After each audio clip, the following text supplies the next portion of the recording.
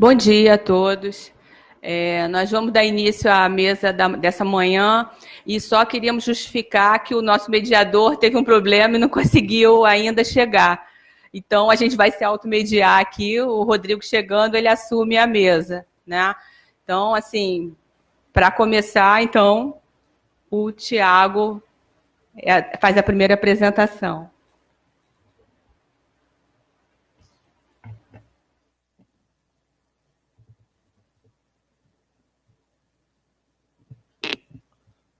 Bom dia a todos e a todas que estão aqui presentes.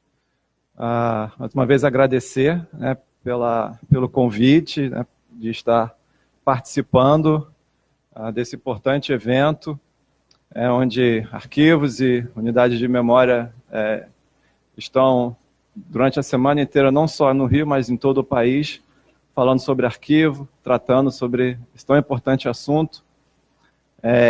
Bom, em primeiro lugar, assim, uma alegria ver vocês aqui, estarmos aqui nessa manhã com a chuva. Se tornou mais difícil a gente chegar, então vocês que chegaram, sejam muito bem-vindos. Vocês que estão aí nos assistindo através das redes sociais, bem-vindos também. É um prazer receber vocês e ter vocês participando desse evento. Bom, e hoje nós estaremos falando um pouco sobre o CIAN, que é uma ferramenta do Arquivo Nacional, desenvolvida aqui no Arquivo Nacional, e é uma ferramenta em que, particularmente, eu tenho uma alegria enorme em falar dela.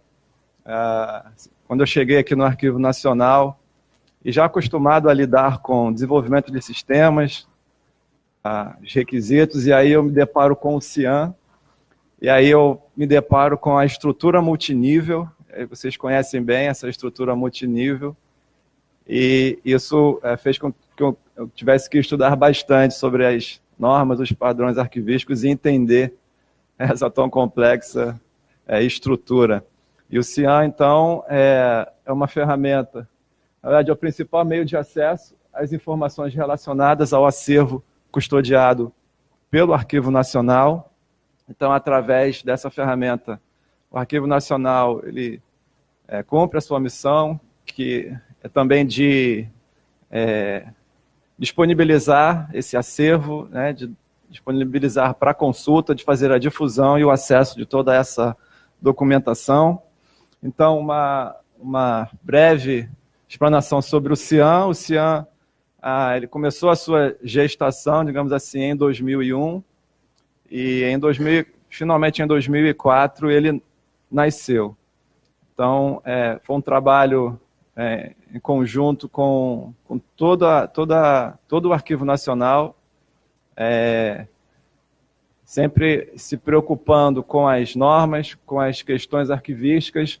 O CIAN não é apenas um sistema de negócio, como qualquer outro, mas as especificidades em relação ao arquivo, elas são muito importantes, precisam ser atendidas. Então, em 2004 ele nasceu, e o que o CIAN disponibiliza? Hoje, o CIAN disponibiliza 934 fundos.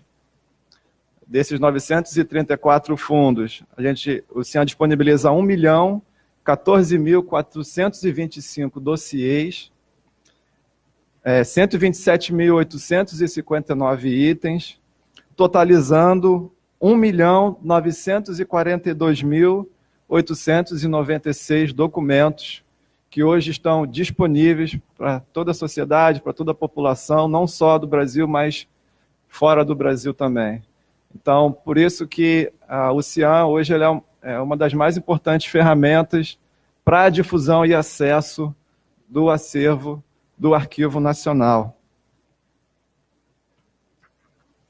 Bom, e de que forma os usuários, de que forma vocês podem consultar esses documentos? Bom, o CIAN ele tem uma interface própria para o usuário. Hoje já está na versão 2 dessa interface. É uma interface em que a gente procurou facilitar ao máximo a navegabilidade, uma interface mais amigável do que a primeira que foi desenvolvida. No Cian, vocês vão encontrar alguns tipos de pesquisas diferentes. Então, a gente chama de pesquisa livre, a pesquisa avançada, a pesquisa multinível e a pesquisa digital. A pesquisa livre é a mais simples de todas. Basta vocês colocarem um termo e aí pedir para pesquisar, e o Cian vai fazer essa busca. Vai fazer uma busca em todo a descrição dos níveis, de fundo, de série, subsérie, dossiê, seção, subseção e itens. Então, ele tem a capacidade de percorrer toda a base de dados para poder trazer a informação que está sendo consultada. A pesquisa avançada, né, e o nome já diz, ela disponibiliza alguns filtros para que você possa fazer combinações de tags para facilitar a identificação ou encontrar algum termo que é mais específico. E essa pesquisa avançada ela é muito utilizada por usuários, digamos assim, mais avançados, né? Normalmente são pesquisadores, estudantes, que já conhecem um pouco mais dessa estrutura multinível, então ele sabe procurar diretamente num determinado nível desse fundo, ou de dossiê, ou de item, e existem outros filtros que é possível, fazendo uma combinação desses filtros, você encontrar o que você procura. A pesquisa multinível também é uma pesquisa um pouco mais avançada, em que é possível navegar por toda essa estrutura multinível. Então, você vai desde o nível de fundo até o nível de item, navegando através de uma árvore, e você consegue chegar também ao seu resultado, a encontrar os documentos que estão disponíveis. E a pesquisa digital, uma pesquisa que nós implementamos recentemente, e a partir dessa pesquisa digital é que hoje é permitido você fazer uma busca dentro do conteúdo dos documentos que estão em PDF no Cian. E um número bem expressivo hoje, o Cian ele disponibiliza para consulta, ou melhor, ele tem palavras que são utilizadas para encontrar um documento, no total de 81.602.298 palavras que foram extraídas desses documentos, desses PDFs, e com isso é possível que a gente possa encontrar algum conteúdo, determinado conteúdo, dentro desses PDFs. Até o ano passado isso ainda não tinha sido implementado, mas com o trabalho árduo da equipe de TI, juntamente com a equipe de normalização do Cian, de preservação digital, a gente conseguiu implementar mais essa pesquisa e, com isso, facilitar a localização de documentos no Cian. Bom, e aí quando a gente assim, pensa, né, e fala sobre o Cian, e aí o Cian ele não tem apenas a parte de pesquisa, né? Na verdade, a parte de pesquisa, a interface com o usuário é apenas a ponta do iceberg. Existe todo um trabalho, todo um estudo feito para que o Cian ele possa, pode passar, por favor, ele possa estar em pleno funcionamento. Então, existe a equipe de TI, a equipe de normalização, né, como eu já disse, a equipe de preservação digital. E aí, eu posso dizer que todas as coordenações gerais, elas têm participação, não só no desenvolvimento, mas na manutenção do Cian. E aí eu até abro um parênteses, e não só parabenizar todos os colegas, mas também de agradecer aos nossos colegas profissionais de TI, da COTIM, que é a Coordenação de Tecnologia da Informação, que tem se dedicado ao máximo na manutenção do Cian. O segredo de um grande sucesso está no trabalho de uma grande equipe. Então, hoje, posso dizer que o Arquivo Nacional ele tem o privilégio de contar com os profissionais, com os nossos colegas profissionais de TI, que vêm trabalhando arduamente para manter o CIAM em funcionamento. Não só os colegas de TI, mas também a equipe de normalização, na Silvia, a Cristina, que tem se esforçado para que o CIAM ele possa estar no seu funcionamento pleno. A gente precisa manter o CIAM 24 horas no ar funcionando. Ele não pode sair do ar em nenhum momento. A quantidade de pessoas que utilizam o CIAM é muito expressiva. E a gente precisa manter. Então, na equipe de TI, não só os desenvolvedores, mas também a equipe de infraestrutura, de rede, a parte de segurança. O CIAM ele tem sido alvo constante de ataques, então a gente tem tomado muito conta disso e com as políticas de segurança, com o investimento que tem sido feito, a gente tem conseguido manter o CIAM funcionando. Além da equipe trabalhando, tem o pessoal da COASSE, que trabalha constantemente no CIAM, e eles têm sido um grande parceiro nosso, dando feedback de utilização do CIAM, e isso tem permitido com que a gente possa, a cada dia, estar melhorando as funcionalidades do sistema. E para vocês terem uma ideia, nós estamos terminando o primeiro semestre de 2018, e o CIAM já tem registrado 8.938 requisições de documento. Então, não só o CIAM, mas a equipe da COASSE também, de consulta, eles trabalham bastante. São muitas requisições de documentos, diariamente é uma quantidade enorme de solicitações. De requisição de serviço, são 3.636 requisições até agora. Então, tanto requisições de serviços presenciais, que é quando o usuário vem aqui, e à distância também, eles fazem esses pedidos onde quer que eles estejam.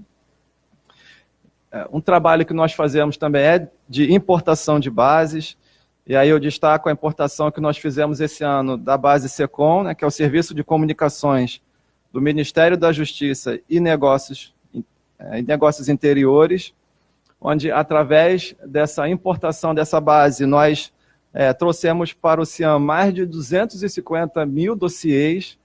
Então, isso é um número expressivo, é um ganho para todo usuário, para toda a sociedade que tem uma quantidade maior de documentos à sua disposição para consulta.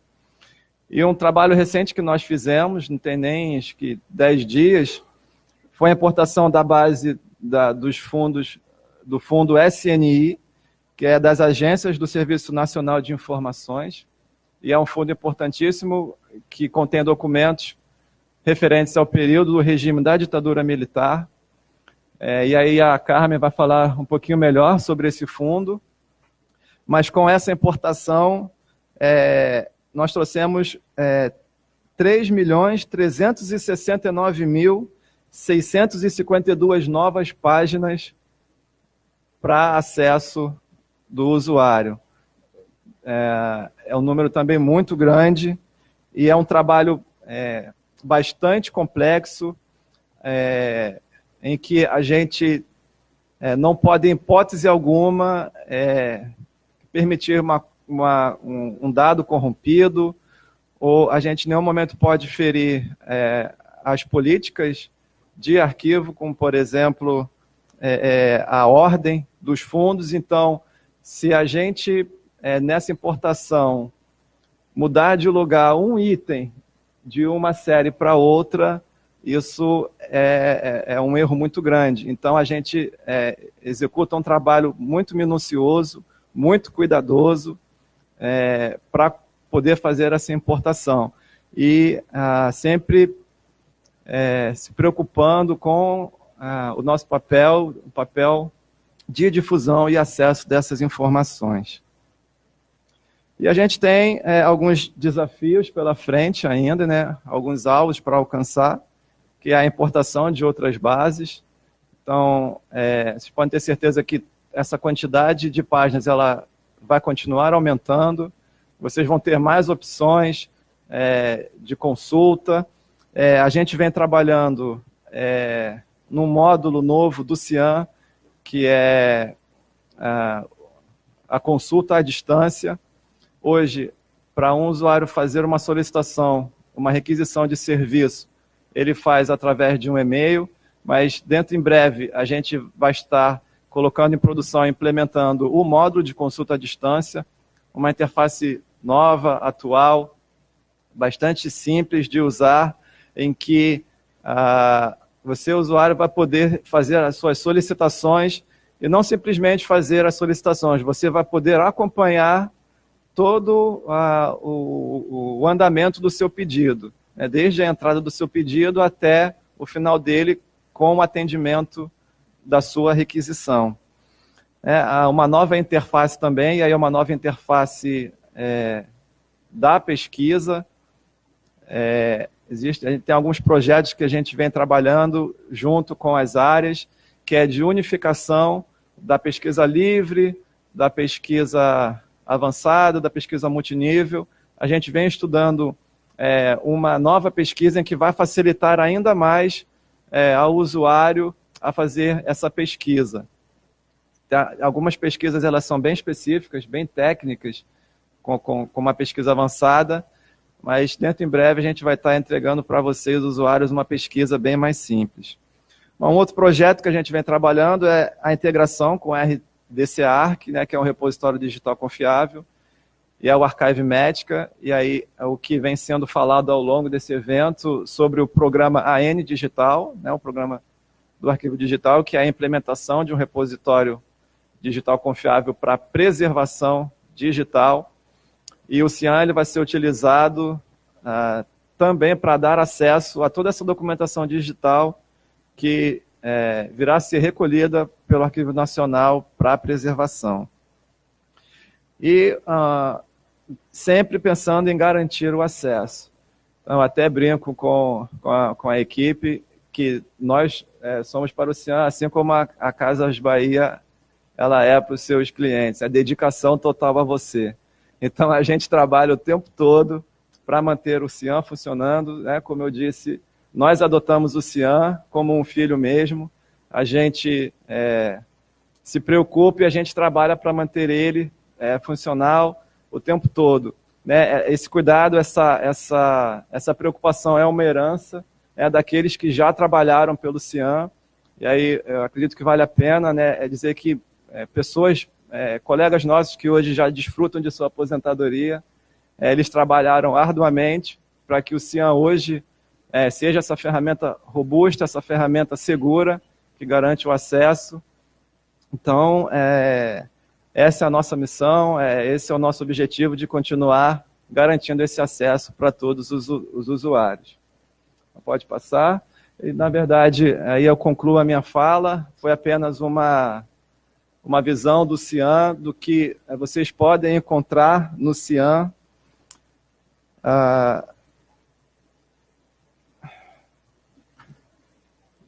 20.901.506 páginas disponíveis para vocês consultarem. Então, obrigado pela atenção e estamos à disposição para as dúvidas e sugestões também. É muito importante o feedback de vocês, usuários. Vocês que nos ajudam a manter o CIAN e a construir um CIAN cada vez melhor para vocês mesmos estarem usando. Muito obrigado.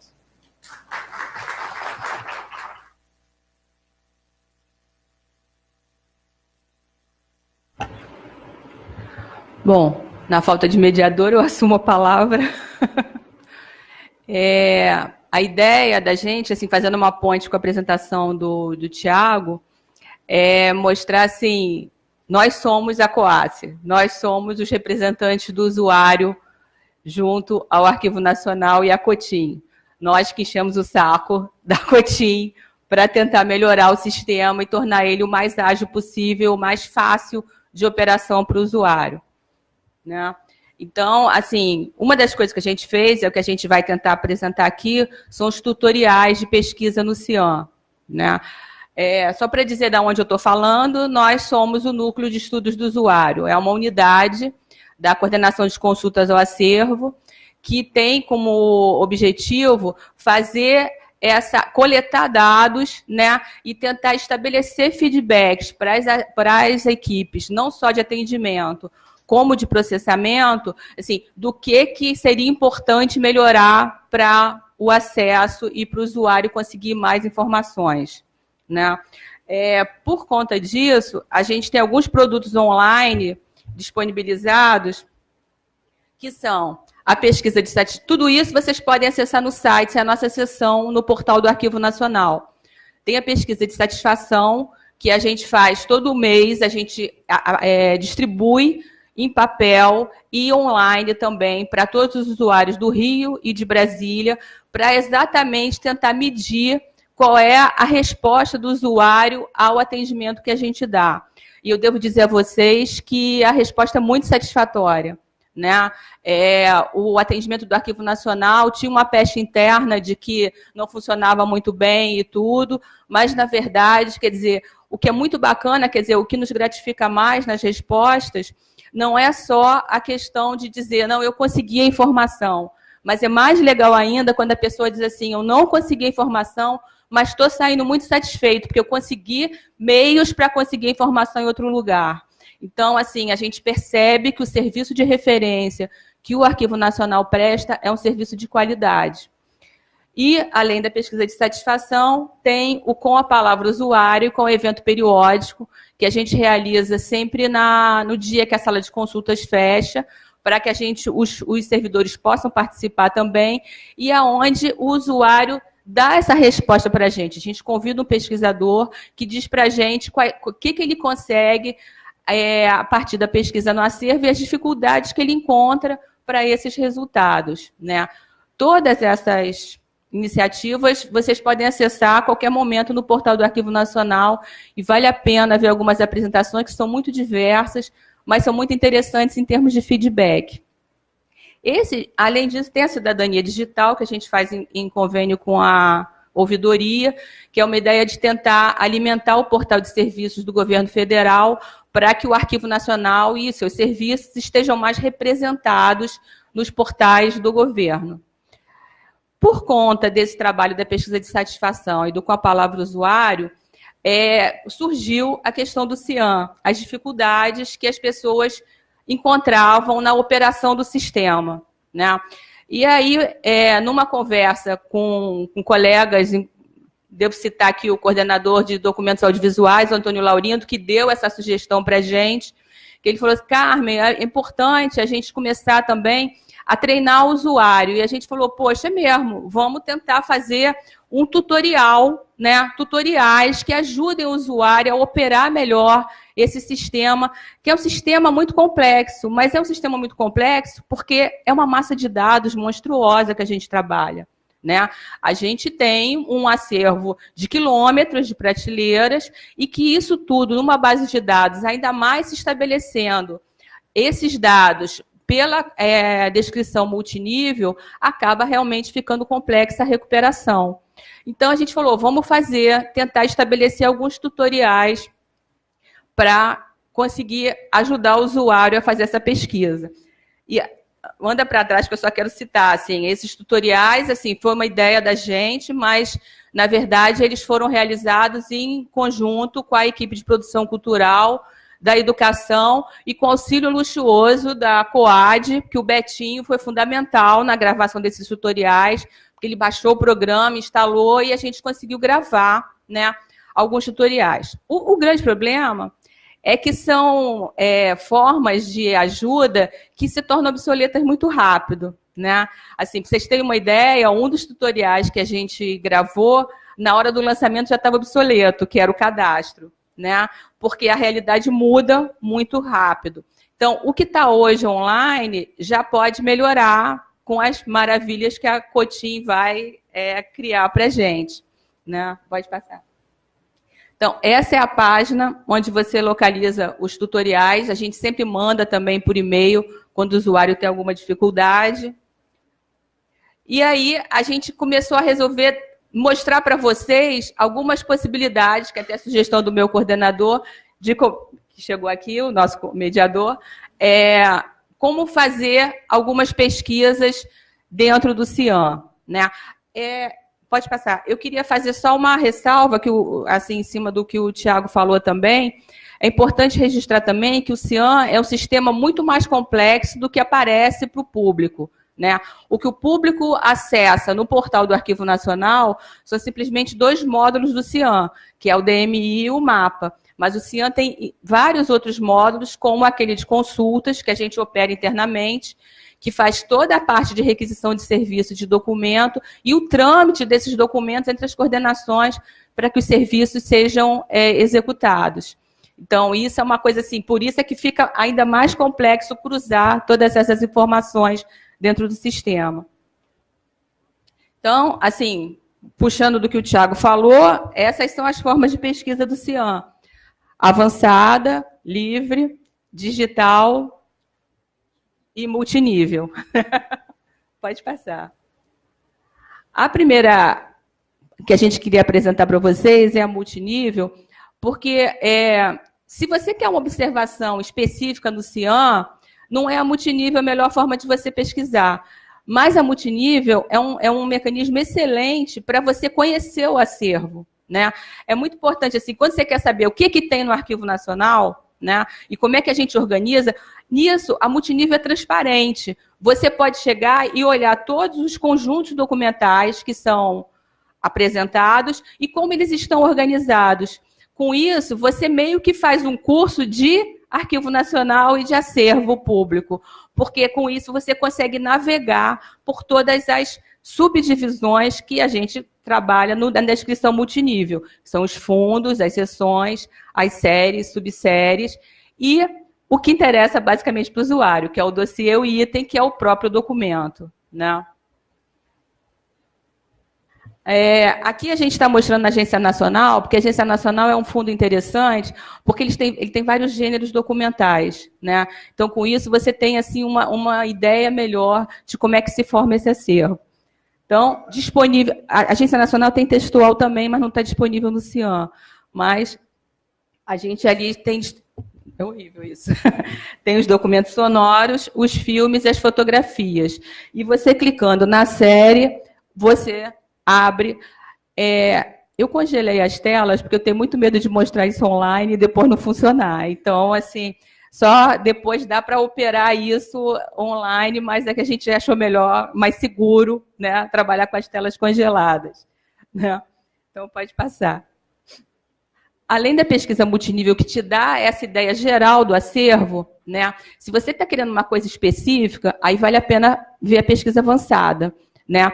A pesquisa avançada, a interface hoje ainda é um pouco assustadora, porque ela apresenta todos os campos que estão disponíveis para pesquisa.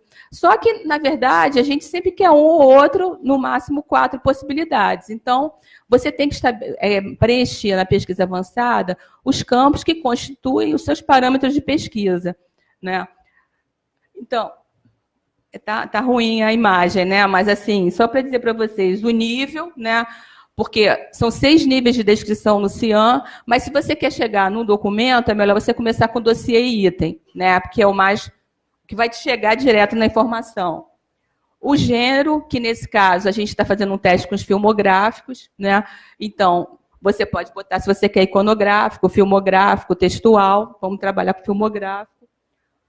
O código de referência do fundo, que você obtém na pesquisa multinível, então o código da Agência Nacional é EH. E a especificação de conteúdo, que aí é um dos pulos do gato que a gente tem nessa pesquisa. É importante perceber, e se você der uma olhada legal no multinível, você vai começar a perceber isso, quer dizer, que se você está pesquisando imagens em movimento, o que acontece? O filme tem título. Então, no campo título, vai o título do filme. Mas se você quer saber alguma informação de conteúdo, o ideal é que você pesquise em especificação de conteúdo e não no título, porque aí você vai chegar na informação mais precisa sobre aquele acervo, né? Então, a gente botou ali Vargas, né, como especificação de conteúdo dos filmes, para conseguir obter o resultado. A gente não vai dar o resultado para vocês, mas eu juro por Deus que vai dar certo se vocês fizerem, né? E nos tutoriais vocês vão ver isso, né? E Aí a pesquisa digital já é uma coisa mais recente, mais sofisticada, que a Cotin criou, né? Que, na verdade, ela reconhece por OCR os termos pesquisados. A pesquisa digital ela é muito útil, inclusive, para os fundos que não estão descritos, né? Então, é muito fácil, mas não é tão boa para a documentação audiovisual. Porque, por exemplo, no Correio da Manhã, você só consegue fazer a pesquisa se você localizar o verso da foto. Se não tiver informação no verso, aí você não vai conseguir. Nesse ponto, é melhor trabalhar com a descrição mesmo na pesquisa multinível. Pode passar. Vamos ao regime militar, né? A pesquisa do regime militar é um pouco mais específica, porque a entrada da documentação e todo o histórico da disponibilização dessas informações é um pouco diferente dos outros documentos do acervo. Em 2005, houve uma determinação do governo federal para que o Arquivo Nacional recolhesse a documentação que estava sob custódia da Agência Brasileira de Informação e que reunia a documentação do SNI, do CGI e da CSN. Né? Depois, a partir de 2007, com um trabalho bem bacana que a nossa unidade de Brasília fez, a gente conseguiu mapear, identificar e recolher outras seções do SNI, que são as ASIs e DSIs, que entraram entre 2007 e 2009 no Arquivo Nacional. Mas, em 2005, além da documentação do CGI, da CSN e do SNI, foi recolhida também a base de dados do SNI. Essa era a base de dados do SNI. Né? Quando nós recolhemos essa documentação, a gente teve que entender, né, o que era essa base, o que ela recuperava. Porque a anotação que estava no documento recolhido não era igual à anotação que estava na base de dados. E era um sistema proprietário que só tinha 15 logins. Então, não era nem possível você dar acesso ao público para conseguir pesquisar nessa base. Outra coisa, não tinha os documentos associados, eram só as descrições. Então, a gente teve que entender bastante o que era essa base para conseguir recuperar informações nela. Só que isso ainda não chegava no usuário, porque ela precisava da intermediação de um pesquisador. O resultado da base, na verdade, isso aqui são 3 colunas, tá? É uma coluna só, que aí vinha... Você vê que a base do SNI é bem complexa, né? Volta um pouquinho na base do BR Search. Não, aí. É porque, se vocês olharem ali, base de dados, descrição, se estiver dando para ver, tem acervo da Comissão Geral de Investigações, acervo do Conselho de Segurança Nacional, cadastro nacional, documentos do campo externo, documentos do campo interno e externo. O SNI está nessa última linha, né? A CSN e o CGI, na verdade, ela não leva para uma anotação, ela leva para o número do processo que a gente hoje recupera de outra forma. Então, era como se fosse uma grande listagem, mas isso nos causou algum problema, porque a imprensa, na época, quando a documentação entrou, ela tirou a listagem de tudo que está na CGI, publicou, e as pessoas ficam perguntando, eu quero o processo do fulano que está lá listado na matéria, que tem. E para a gente achar isso, a gente tinha que chegar numa forma de localizar o processo, porque não tinha uma anotação que nos levasse direto a ele. E aí, mas a base do SNI era melhor, porque era mais completa, tinha texto, tinha nomes citados, tinha uma série de informações que eram extremamente relevantes para você localizar a informação. Então, esse era o resultado da base. Imagina isso como uma grande tripa, né? um resultado enorme. Né? Todas essas comparações que eu vou mostrar agora são do mesmo documento. Tá? Então, só para vocês terem uma ideia de como ele se apresenta nas diferentes formas de recuperação. Por conta da base do SNI, da enorme demanda que foi gerada, principalmente em Brasília, onde estava essa documentação, a nossa equipe de lá procurou uma solução para conseguir disponibilizar o mais rápido possível essas informações, porque, inclusive, eram informações probatórias, as pessoas demandavam essa informação, isso era para comprovação de direitos, a gente precisava dar uma resposta rápida. E aí a equipe de lá pesquisou, né, um software de plataforma livre, que é o DSpace, né, e aí importou toda essa base do BR Search, com exceção de uma que eu vou falar depois, uma daquelas partes, né? E, a partir disso, começou a digitalizar o acervo, que, basicamente, o acervo das agências do SNI era composto de microfichas. Nós não recebemos os documentos originais, que foram descartados no decorrer da atuação do SNI e substituídos apenas por microfichas.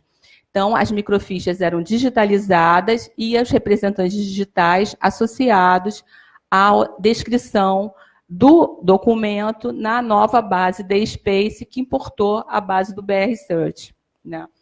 A base do DSpace funcionou até 30 de maio de 2018, né?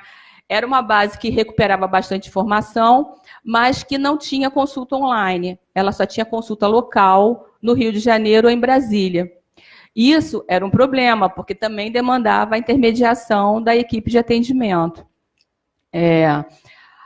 Nós, que representamos os usuários junto aos colegas da TI, enchíamos muito o saco deles para que a gente conseguisse importar os registros do SNI para dentro do CIAM. Por quê? Porque as microfichas, algumas têm até a ressalva de que já estavam com baixa qualidade de informação na digitalização. Ou seja, o ACR não localiza informação. Então, a pesquisa digital não dava conta de recuperar um índice maior de informação apenas com a localização de dados. A gente precisava da descrição que o SNI tinha criado, porque várias informações você só localizava na descrição. E aí, um trabalho enorme que os nossos colegas da tecnologia da informação fizeram, né? A gente conseguiu importar toda a base do SNI para dentro do CIAM. Então, hoje, toda a pesquisa do regime militar pode ser realizada online, né? Você pode fazer uma pesquisa daquelas formas que eu mostrei na Agência Nacional, tanto na avançada, quanto na digital, quanto na multinível, e localizar as informações que são necessárias no próprio sistema de informações do Arquivo Nacional, né? Isso, assim, vai facilitar não só a pesquisa do cidadão que está em busca de comprovação de direitos, quanto dos órgãos que representam o cidadão. A gente tem uma demanda enorme, né, de pesquisa da Comissão de Mortos e Desaparecidos e da Comissão de Anistia, que ainda recebem pedidos de reparação de direitos. Então, eles acionam o Arquivo Nacional para conseguir as informações. E hoje, tudo isso está disponível online para quem quiser fazer o levantamento. Esse aqui é o desdobramento do registro, né? Volta para trás um pouquinho. Eu quis mostrar isso também, porque a informação não está mais assim, um embaixo do outro, né? Quer dizer, se na época do BR Search você visualizava o registro de uma forma mais clara, o DSpace já reuniu um pouco mais e o CIAM reuniu um pouco mais ainda. O CIAM só tem 2 campos preenchidos, não é, Alfredo? Que é o âmbito e conteúdo e o notas, né? Mas o que acontece? Se você olhar esse registro com cuidado, você vai ver que todas as informações estão ali presentes. E se você fizer uma busca livre ou uma busca avançada, você consegue a informação onomástica, que é a grande demanda em cima dessa documentação, né? Procurar quem foi perseguido pela ditadura e aí você consegue essa informação. Pode ir para frente. Então, isso aqui, ali é o âmbito conteúdo, e mais embaixo, que não está, seriam as notas, que são as notas da base do SNI. E aí, só para concluir, quer dizer, a gente ficou pensando assim, dar umas dicas e falar para vocês de uma base que estava lá naquela primeira que a gente não tinha falado, que é o CADA, né? A gente está demandando com a Cotinho uma nova forma de pesquisa, que o Thiago citou, que é a pesquisa digital 2.0. A ideia é que quando você... A pesquisa livre 2.0, desculpa. Que quando você procure um nome na pesquisa livre, ele pesquise ao mesmo tempo na pesquisa digital e na ADMI, de maneira a retornar esses resultados de uma maneira combinada. Hoje, isso ainda não é possível. Então, no que diz respeito ao SNI, ainda é muito importante você, se está procurando um nome, pesquisar ao mesmo tempo na DMI, né, na descrição multinível, e na pesquisa digital, porque você vai ter resultados complementares, né? Então, isso é muito importante. E uma outra dica que a gente queria dar é prestar atenção na hora do registro, naquele código que aparece com B na frente. Ali eu botei o código do Lula, né? Então, esse código é o número de controle daquela pessoa no CADA, né? O CADA era um cadastro que o SNI fazia, semelhante a um controle de autoridade de base de dados. Então, com isso, você tinha o nome lá e dizia qual era a atuação política, data de nascimento, até endereço, às vezes, tinha de tudo. Essa informação não foi importada porque ela não leva ao documento, ela é apenas um controle de autoridade. Então, a gente manteve ela apenas no BR Search, porque é só uma coisa auxiliar. Mas, se você está pesquisando um nome, ele pode estar grafado de formas diferentes na base de dados. E se você usar esse número de cada, você tem uma possibilidade de melhorar e ampliar ainda mais o seu resultado de pesquisa. Então, se você olhar no coisa e tiver um B atrás do nome, pesquisa também pelo B, que é o que a gente faz aqui, porque isso pode auxiliar você a recuperar mais informações sobre aquela pessoa, tá? Vai passar. É isso. Então, nós somos o Núcleo de Estudos de Usuário e, se vocês precisarem, que tiverem uma demanda muito grande em relação a algum tutorial que seria muito importante para a sua pesquisa, dá um toque na gente que a gente tenta fazer. Muito obrigada.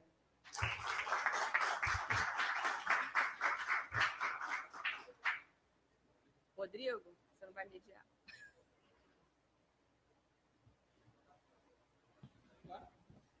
Alô. Bom dia a todos. Eu queria primeiro me desculpar, porque eu tive uma questão pessoal, não consegui chegar mais cedo. Queria agradecer muito o Tiago e a Carmen pela apresentação. A nossa ideia sempre foi a ideia de permitir a maior democratização do acesso à informação, né?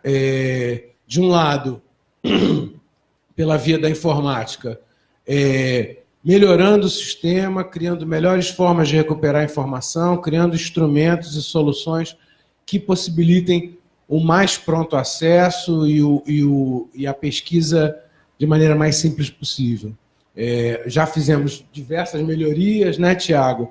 Ainda tem esse estudo aí da fusão da pesquisa livre com as diferentes, com a DMI, com as diferentes formas de pesquisa, que vão melhorar ainda mais e cada vez mais a forma de acesso à informação pelo sistema.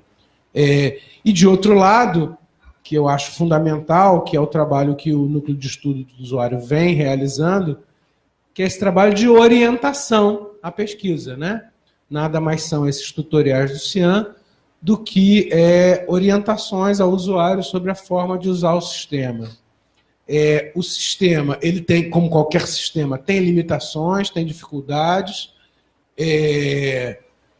mas ele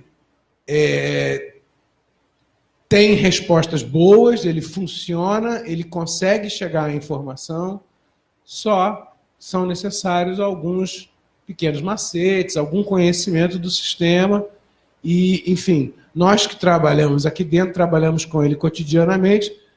Naturalmente que a gente desenvolveu técnicas e metodologias de trabalho, mas que de casa, o sujeito vendo o sistema, ele nem sempre vai conseguir intuitivamente descobrir os atalhos e chegar aos meios de pesquisa. Então, acho que a ideia é basicamente essa. Eu vou complementar um pouco o trabalho que a Carmen fez aqui, a exposição que ela fez, e vou sentar aqui no computador para tentar fazer uma demonstração rápida, com alguns exemplos de pesquisas no sistema. Entra no Cian aí, por favor, dona Sheila.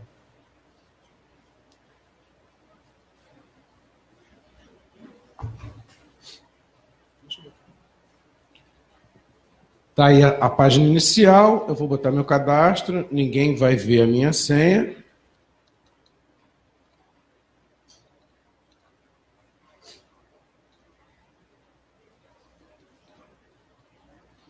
Isso.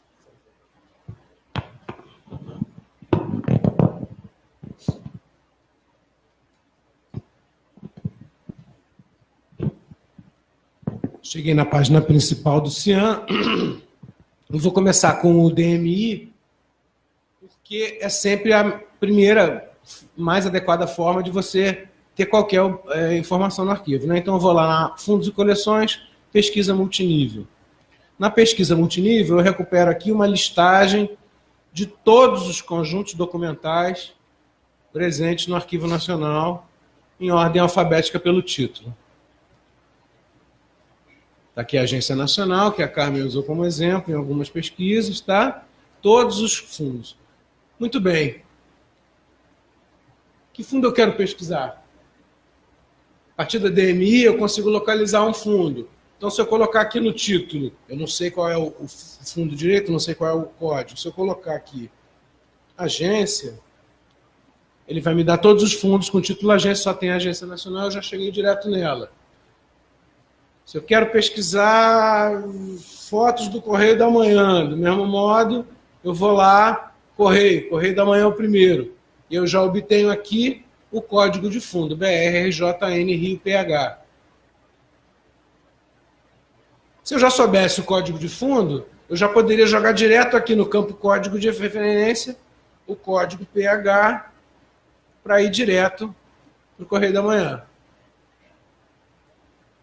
Entrando no Correio da Manhã,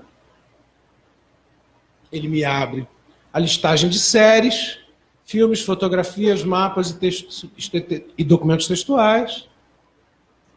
Eu vou na fotografia, que está bastante bem alimentado, e eu tenho lá os dossiês fotográficos alimentados com título e descrição. São 40 e tantos mil dossiês fotográficos, né? Então, assim, estão todos organizados aqui. Muitos deles, você vê aqui, PH11, Arquivo Guanabara tem lá associado 15 arquivos digitais. Muitos dossiês não estão digitalizados integralmente, tem algumas fotos digitalizadas dentro de um dossiê, isso é um trabalho que vem sendo realizado pelas equipes de digitalização. Mas a partir dessa pesquisa eu já consigo ter acesso a várias fotos digitais. Então vamos dizer, Arquivo Guanabara é o Arquivo Nacional, né? A gente clica aqui. Tem aqui o arquivo digital e eu posso selecionar as fotos e ter acesso a elas. Foto e verso. O verso aqui tem algumas informações manuscritas, nem todas as fotos têm, algumas têm colagens de jornal com informações do próprio jornal, sobre a matéria específica da foto, enfim. E assim a gente consegue chegar nos documentos digitais.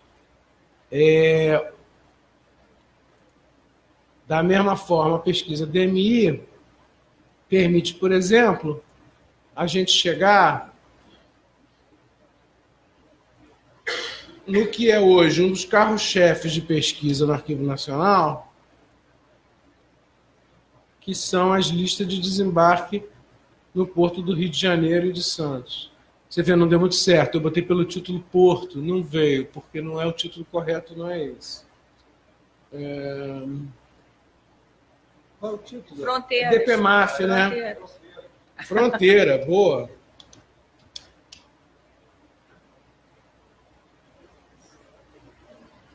Está aqui, a 2ª Divisão de Polícia Marítima Aérea e de Fronteiras, BROL. E lá tem lá as relações de passageiros de embarcações que chegaram aos portos brasileiros. Isso é hoje o responsável por uma... Se não me engano, é o que tem a maior quantidade de visualizações de documentos digitais pelo CIAN, é este fundo. Eu vou entrar só para vocês terem uma ideia. Fichas consulares e relações de passageiros em vapores são as duas séries. Eu seleciono a relação de passageiros em vapores. Tem vários portos aqui nesse fundo, não é? Vários portos. Mas desse fundo aqui, a única subsérie, o único porto que está digitalizado é o Porto do Rio de Janeiro.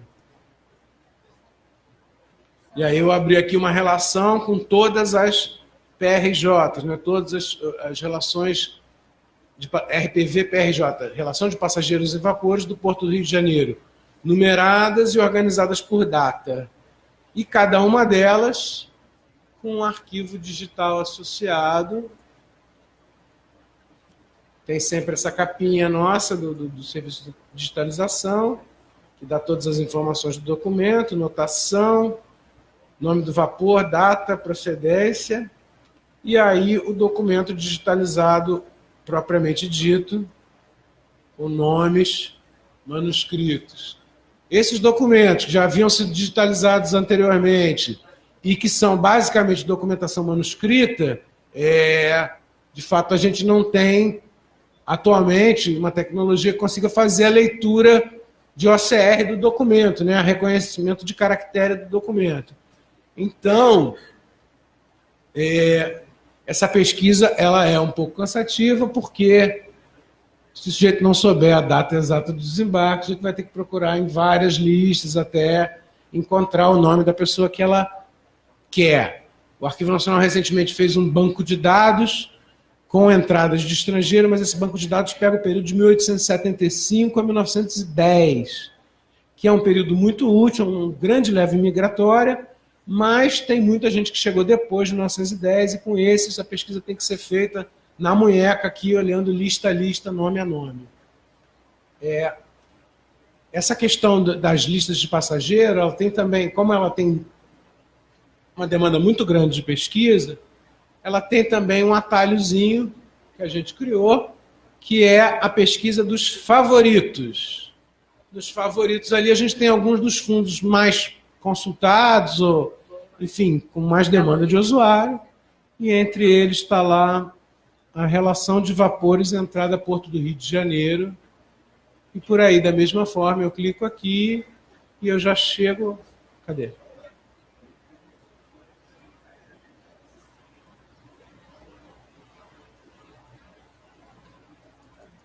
Esse é sempre um tipo de pesquisa que demora mais, porque tem muita informação.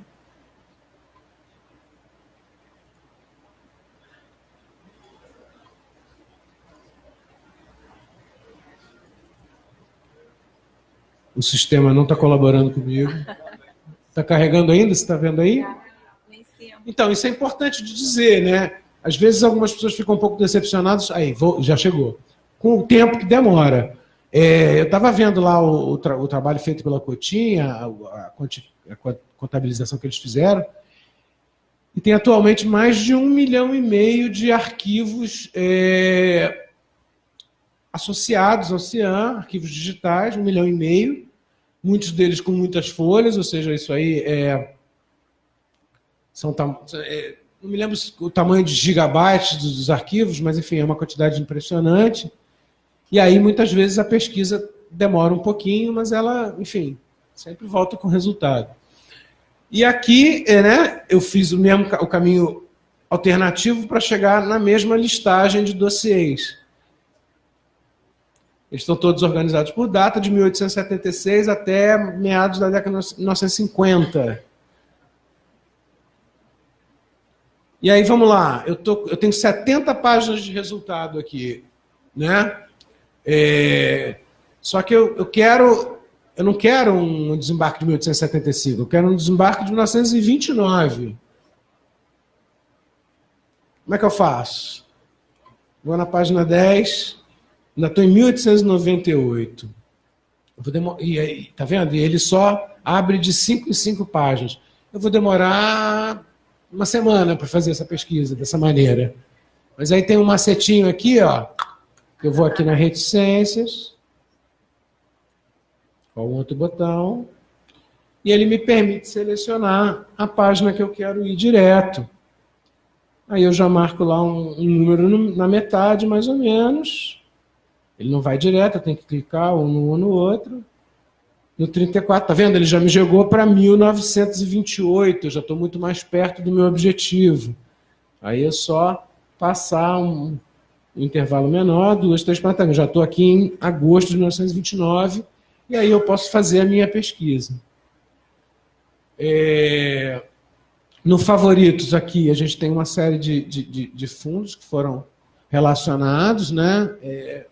Pode ser que outros fundos sejam colocados aqui depois, pode ser que a gente modifique isso, mas aqui, como principais assim, demandas de pesquisa hoje, a gente tem as relações de desembarque de vapores, e o último aqui, a última opção, que são os registros civis, né?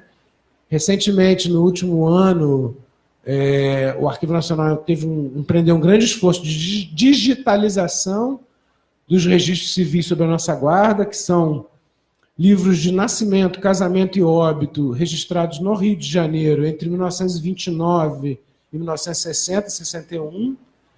E, assim, o trabalho não foi 100% concluído, ainda tem uma finalização sendo feita, mas, basicamente, aqui você tem uma lista de todas as circunscrições e pretorias de registro civil, pegando o período de 29 a 61, e aí, selecionando uma pretoria, provavelmente pela área, né, pelos bairros que a pessoa morava, próximo à Glória, enfim, freguesia de Santo Antônio e tal, eu consigo localizar. Cada pretoria tem dividido em freguesias, vamos dizer que eu esteja procurando a freguesia da Glória. Livros, talões de casamento, nascimento ou óbito, eu vou no nascimento. E eu tenho lá todos os livros registrados na freguesia da Glória entre 1929 e 40, sabendo mais ou menos a data do evento, do nascimento, do registro, do casamento, enfim, o que seja. O sujeito vai lá, seleciona mais ou menos pela data e vê o arquivo digital, um livro de registro de nascimentos e todas as certidões nele incluídos. Da mesma forma, lá com a relação de vapores, essa documentação é basicamente manuscrita, então a pesquisa não pode ser feita por OCR. O arquivo tem uma base de dados paralela, que é a base do acervo judiciário, em que estão sendo implantados os nomes aí dos registros civis. Os nascimentos de 1929 a 1940, eles já estão indexados lá na base de dados, já podem ser consultados. Os demais, casamentos e óbitos, e os registros posteriores de 1940 e 61 ainda não foram implantados na base, mas é um trabalho que vai sendo paulatinamente feito, de modo a facilitar a pesquisa. Deixa eu só dar um exemplo aqui da pesquisa avançada, que foi exatamente o que a Carmen fez em relação aos filmográficos. Pesquisa avançada, eu vou escolher aqui no nível, qual o nível que eu quero. Se eu botar no nível de fundo, eu vou apenas fazer uma pesquisa na descrição geral dos conjuntos documentais. Então, se eu quero achar documentos, eu tenho que selecionar os itens finais, né, a descrição no nível 4 e 5, dossiê e item. Naquele exemplo da Carmen, eu quero procurar filmes, então eu vou aqui em gênero e seleciono filmográfico. Eu posso ou não afunilar isso com fundo. Se eu botar aqui, como a gente estava vendo no exemplo da Carmen, o EH, eu vou procurar todos os documentos filmográficos da Agência Nacional, né? Se eu não botar fundo nenhum, eu vou botar todos os documentos filmográficos de todos os fundos. E aí, no campo de especificação de conteúdo, eu coloco lá uma palavra-chave de pesquisa, né? A Carmen usou o exemplo do presidente Getúlio Vargas. Se eu clicar aqui agora, sem especificação de código de referência, eu vou levantar todos os documentos filmográficos que tratem sobre Vargas, de todos os conjuntos documentais. o que é uma pesquisa muito importante, muito profícua para quem trabalha com pesquisa de imagem, com produção cultural, enfim. Eu vou botar o aberto mesmo, só para a gente mostrar resultados de fundos diferentes. E aí o Cian já me deu uma lista de itens ou dossiês, né? Você vê aqui do fundo HM, FIO, que é série correspondente a filme, MCO 107. E aqui já vieram os resultados da Agência Nacional, está aqui, ó, EH, e a descrição, isso Universo, e é da Maria Vargas, enfim. Eu não pus lá Getúlio Vargas, eu pus Vargas, eu estou aberto a vir qualquer José Vargas da vida, mas, enfim, questões que a gente vai refinando na pesquisa. Então, são uma forma muito interessante de fazer uma pesquisa temática sobre gêneros documentais. O filmográfico é legal porque muita coisa, né? A área de documentos filmográficos vem alimentando muita coisa no Cian, já está com quase todos os fundos alimentados. Então, pelo menos no nível da descrição, para aqueles que não têm documento digital associado, é muito importante essa pesquisa temática pela pesquisa avançada. Alguns filmes, como, por exemplo, os da Agência Nacional, ele já tem aqui, ó, o arquivo digital associado e eu consigo, pelo sistema, ter acesso a... Esse computador aqui não deve ter flash player. Que ele me remete a um site externo, que é o portal Zappens, e abre, eu juro para vocês que abre, uma telinha e passa o filme aqui a partir do Cian. Mas isso só é possível para alguns conjuntos, notadamente a Agência Nacional, que todos os filmes, se não me engano, estão digitalizados e estão associados no Cian.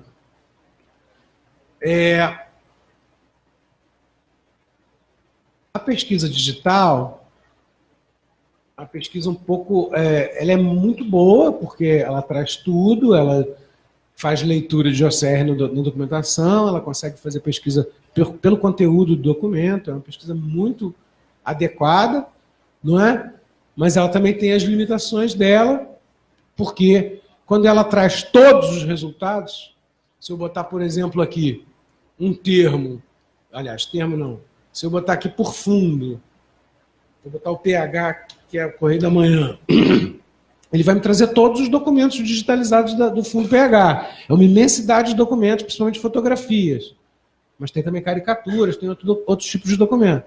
Só que ele me dá um resultado, e demora porque é grande mesmo, ele me dá um resultado com mais de 100 e tantas mil entradas, olha lá, 125.435 registros, divididos em 2.509 folhas de resultados de pesquisa. Quer dizer, é um universo em si mesmo, é uma pesquisa muito árida. E eu sei lá, vamos dizer que eu queira ver, que eu descobri a anotação do meu documento, eu quero ver o famoso dossiê PHFOT 229, que é o dossiê Estudantes contra a Polícia, que são imagens da repressão a estudantes durante o regime militar.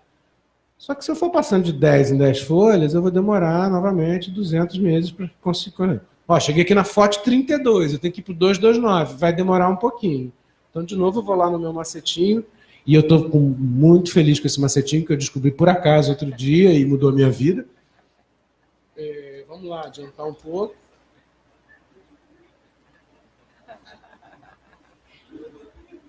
Você não sabia? Já estou no 100 e pouco, de novo, mais um pouco.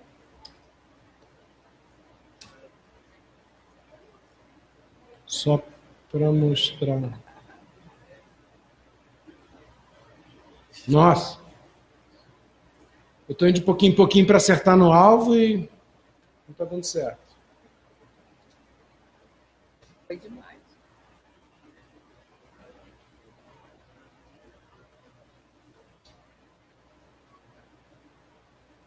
Quase. Não, já passei. Já passou. Matemática não é o forte.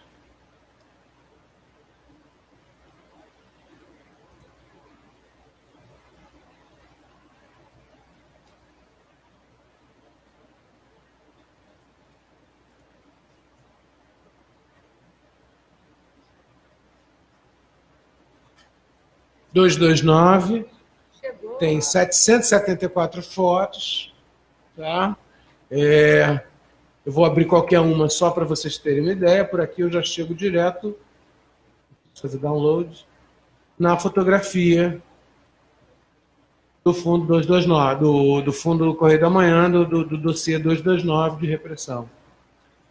Enfim, tem 774 fotos, eu não vou ver todas com você e com a gente aqui, mas, enfim. E aqui na pesquisa multinível, uma pesquisa livre, foi criado um instrumento, que é esse instrumento de pesquisa combinada dos fundos da ditadura militar, que é uma forma de facilitar a vida de quem faz a pesquisa da documentação desse período, porque ela está dividida em, se não me engano, são 21 fundos documentais? Mais de 80? É porque pega os pequenininhos também, né? Tem os privados, tem as áreas. Então, assim, a pesquisa nos fundos de ditadura militar, ela tem uma série de fundos, vamos dizer assim, mais do núcleo duro, né, que é o CGI, o SNI e tal, mas tem também fundos correlatos com informação sobre repressão, sobre, enfim, perseguição e tal. E aí vai desde fundos privados, como Mário Lago e tudo, a fundos de outras ordens, a fundos dos DSIs, das empresas públicas, de órgãos públicos.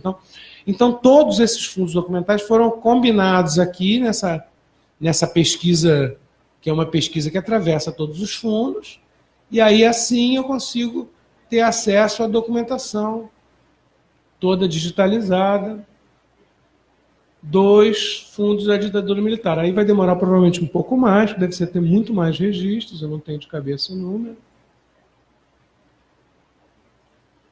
3 milhões de páginas. 3 milhões de páginas. 3 milhões de imagens? 3 milhões de imagens, carrega um pouco o nosso amigo aqui. Mas, enfim, era só para ilustrar o universo todo. O ideal aqui nesse tipo de pesquisa é você selecionar a pesquisa combinada de fundos e jogar ali em cima um termo. Seja ele o nome de uma pessoa, né? Se você estiver procurando documentação de algum perseguido político. A Carmen mostrou algum exemplo ali em relação ao ex-presidente Lula, e, enfim, é possível jogar aqui qualquer nome de pessoa interessado, perseguido, alguma coisa envolvida diretamente com o regime militar, ou termos que facilitem a sua pesquisa. Se você jogar lá, sei lá, prisão, ou, enfim... Rio Centro.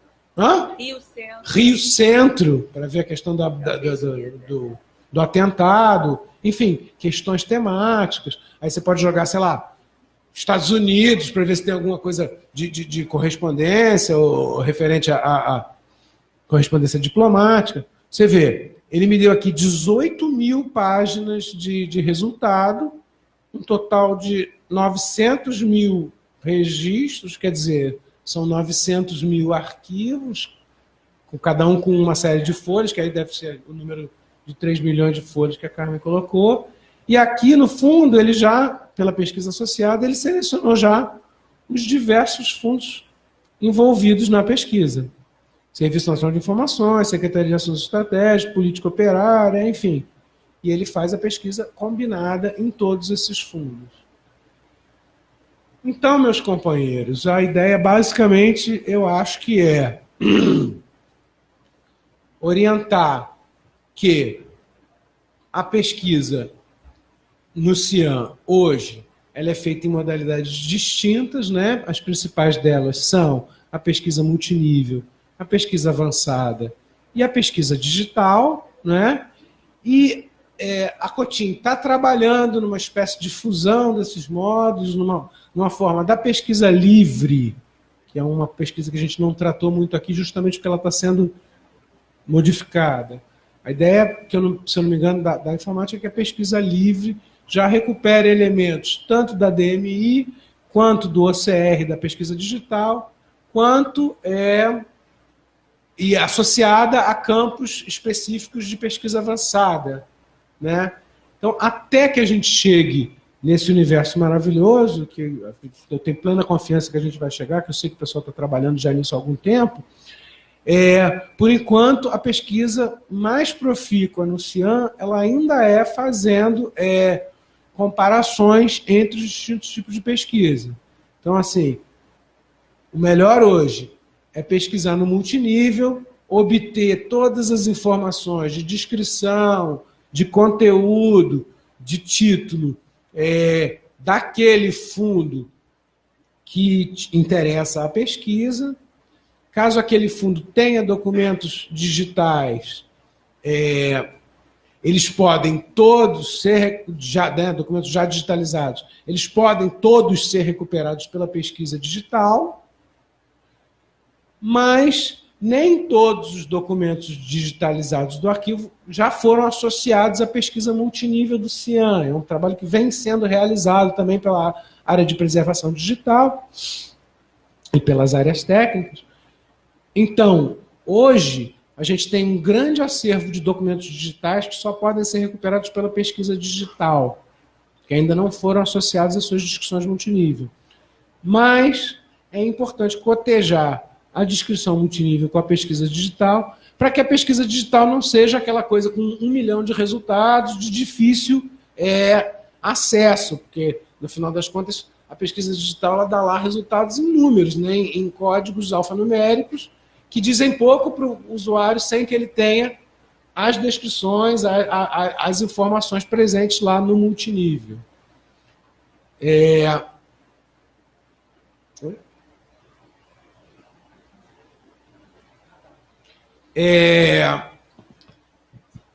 Esse é o CIAN. Ele tem hoje um índice muito bom de resposta. Ele tende a melhorar na medida das melhorias que o pessoal da informática está acrescentando. E ele permite combinar a descrição, a expertise arquivística, né, toda concentrada lá na pesquisa multinível, com as descrições, com a divisão por série, tudo dentro das melhores práticas arquivísticas, com a pronta recuperação de documentos digitais que a informática criou por meio da pesquisa digital.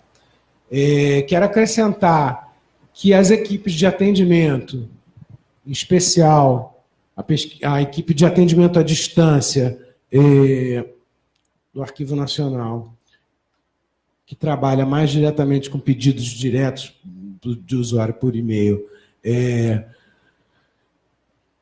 a equipe de atendimento está sempre pronta a dar qualquer esclarecimento sobre a pesquisa no CIAN, né? E a gente faz isso constantemente, a gente está sempre passando os passos para as pessoas, seja por e-mail, seja presencialmente aqui na sala. A gente faz uma parte da pesquisa quando a gente pode ajudar. Determinadas pesquisas são muito volumosas, a gente não tem condição de realizar, mas a gente faz questão de instruir, de passar para o usuário todas as informações possíveis para que ele consiga obter o acesso à documentação que ele quer. No caso lá da lista de desembarque, que é o grande, né, o carro-chefe de pesquisa hoje, né, dos documentos digitais. Muitas vezes é frustrante para o usuário, porque ele quer achar o imigrante lá, quer achar o parente dele, e não faz ideia da data que o sujeito desembarcou, muitas vezes não sabe qual porto que foi, não sabe o nome do navio, e essas informações são essenciais para recuperar a informação, porque, justamente como eu mostrei para vocês, a maior parte da documentação é manuscrita, não tem como recuperar por nome. Então, essa é uma pesquisa cansativa, frustrante, árida, o sujeito tem que abrir folha a folha, procurar em períodos extensos de tempo. Mesmo assim, a gente sempre tenta indicar os caminhos mais rápidos, seja pelo índice do favorito, os macetinhos de pesquisa, para tentar causar o menos impacto possível e, como eu falei no início, buscar ser o mais democrático possível no acesso à informação. Eu queria agradecer muito a presença de todos e a atenção.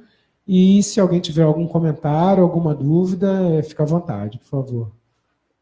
Tem como... Só um instante.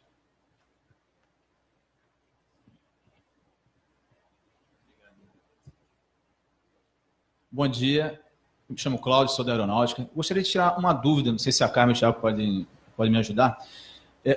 Antes de tudo, queria parabenizar pelo Cian, que é uma ferramenta que eu acho muito interessante, muito prática. Apesar de ter as melhorias que o Thiago falou que vocês estão procurando, né, para atender o usuário da melhor forma. Mas eu queria saber se esse usuário que pesquisa, tanto do Cian como no atendimento presencial ou à distância, se existe algum estudo do Arquivo Nacional quanto ao perfil desse usuário.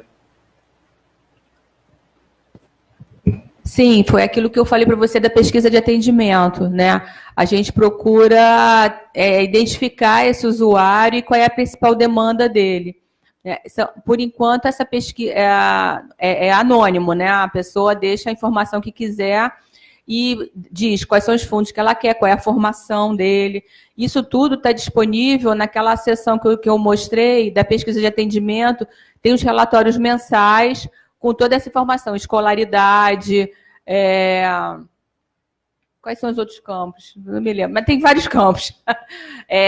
Você no relatório, você tem os resultados, o resumo dos resultados, os gráficos resultantes da tabulação dos resultados, somando presencial Rio, presencial Brasília e a distância, né? E no final também todas as planilhas resultantes do levantamento que foi feito, né? Uma coisa que é legal de dizer é que existe uma enorme diferença entre o usuário do Rio e o usuário de Brasília.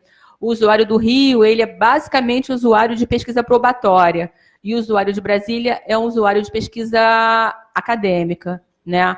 Os fundos de Brasília mais pesquisados, em geral, são os do regime militar, e aqui no Rio é esmagadora a maioria de estrangeiros e registro civil, né? O relatório.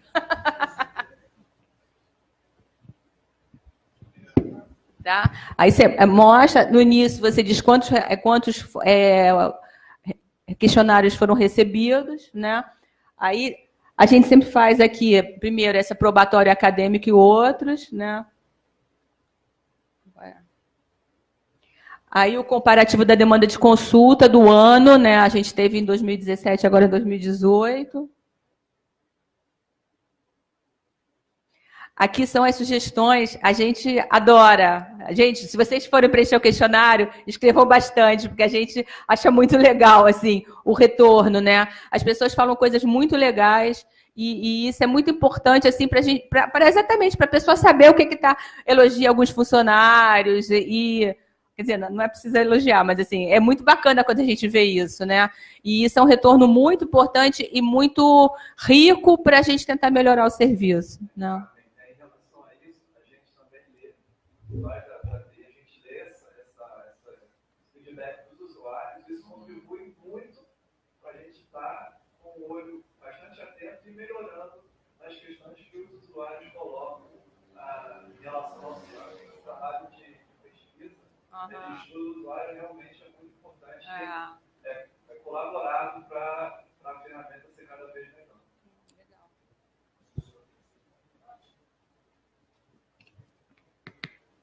Só para acrescentar, eu não podia deixar de falar isso, a gente tem muita limitação no nosso trabalho, muitas vezes a gente não consegue atender, a gente não consegue localizar o documento, e a gente recebe algumas críticas nas nossas pesquisas de avaliação, naturalmente, mas é importante frisar que cerca de 80%, em números bem estimados, assim, porque eu não tenho de cabeça, mas cerca de 80% das nossas avaliações são positivas, né? 70 e poucos, 80% de bom e ótimo. Então, assim, com todas as dificuldades, com todas as limitações, a gente procura prestar o melhor serviço possível e a gente tem bastante reconhecimento dos usuários.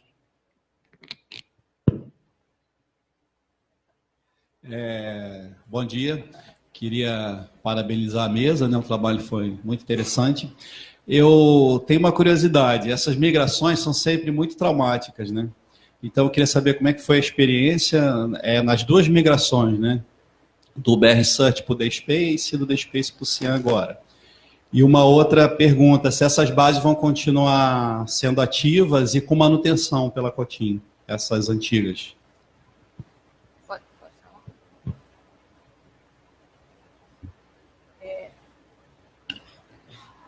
Eu não sei te dizer como é que foi do BR Search para o DSpace, né? Acho que a Cotim tem... porque isso foi o Marcelo Oliveira de Brasília que fez, mas, assim, no cotejamento, que em geral eu pesquiso em todas, né? Para ver se tem alguma diferença. E, assim, a importação foi com bastante sucesso, né? Nessa agora, para o Cian, isso aconteceu agora, na sexta-feira passada, mas, assim, eu vi a dedicação que o Alfredo estava tendo, o pessoal da preservação digital, para tentar recuperar da forma mais fidedigna possível as informações. E eu acho que eu teria coragem de afirmar que a gente está com uma boa importação, tá? Tanto de um sistema para o outro e do outro. Isso do meu ponto de vista do usuário. Agora, a Cotim. Acho que o princípio, o ponto importante da importação foi fazer um depara do que estava no DSpace e onde essas informações vão entrar no Cian. Então, esse trabalho que a equipe de normalização fez e foi fundamental para poder fazer essa importação foi esse depara. Sem isso, a gente não saberia aonde colocar e o que colocar no seu lugar. Então, acho que, para não me estender muito, o ponto principal foi essa relação depara do DSpace para o Cian. Em relação a se essas bases vão continuar, nós já entramos em contato com a equipe da COGED, né, de preservação de documentos digitais. A gente tem uma preocupação, né, em relação às questões arquivísticas, e a gente não pode simplesmente eliminar uma base com essas informações. A gente tem a preocupação em relação à duplicidade dessas informações. Então, hoje, a gente tem a base antiga com os dados lá e temos esses dados migrados para o Cian. Então, a gente tem uma duplicidade de informação. Então, fazendo esse trabalho em conjunto com a COGED, é que eles vão dizer para a gente qual é a melhor destinação para essas bases, digamos agora, antigas.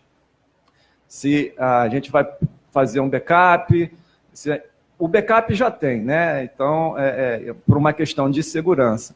Mas o que vai fazer, a gente ainda não teve uma definição, mas com certeza elas estão guardadinhas nos seus devidos backups.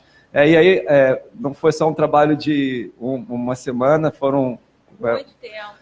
Um mês. Primeiro teve toda a parte de estudo, né, dessa relação depara, e depois da criação das rotinas, da parte da base de dados, enfim, toda a parte mais técnica, que aí foi pelo menos aí 1 mês e meio, 2 de trabalho para poder hoje chegar ao que a gente conseguiu nessa importação aí de mais de 3 milhões de documentos do DSpace para o Cian.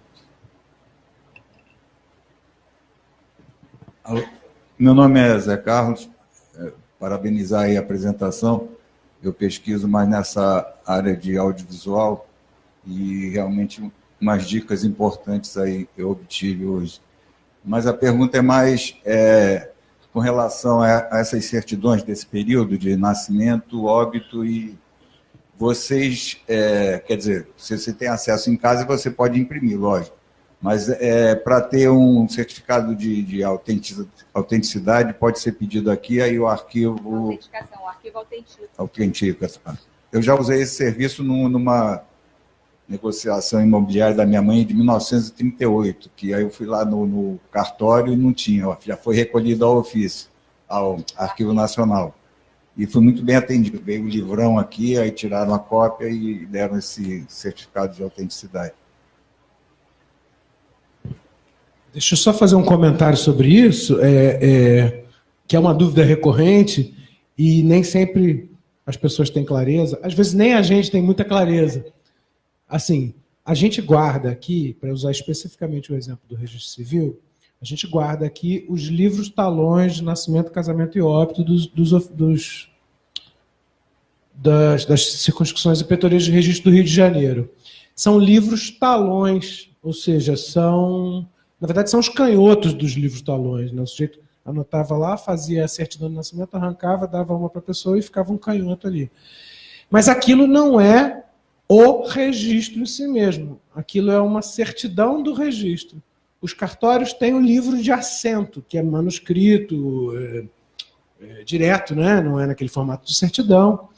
Então, assim, o Arquivo Nacional emite cópias dos documentos sob sua guarda e autentica eles, dizendo que eles conferem com o original guardado no Arquivo Nacional.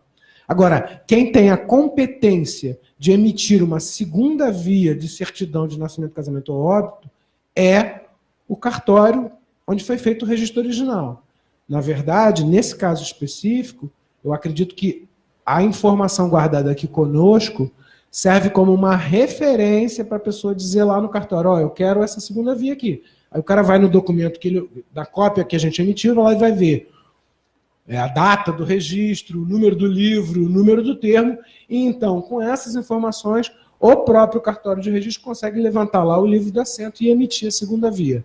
A gente emite uma cópia, ela é autenticada, ela tem fé pública, mas ela não tem o valor de segunda via do original.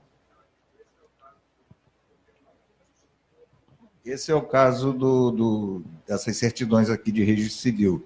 Mas no caso dessa negociação imobiliária de 1938, o próprio livro do cartório foi recolhido, está aqui. Então, quer dizer, foi um caso diferente. Então, vocês autenticaram, quer dizer, o próprio registro original, porque o livro estava aqui.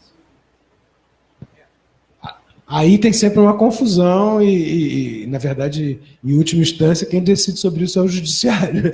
Porque muitas vezes é uma demanda judicial, do sujeito apresentar uma cópia de escritura, compra e venda, alguma coisa assim, e aí tem sempre controvérsia. Às vezes a gente tira uma cópia fidedigna do documento que a gente tem, mas quando chega lá, o juiz vê aquela cópia de um documento manuscrito do século XIX e manda voltar, porque não consegue ler.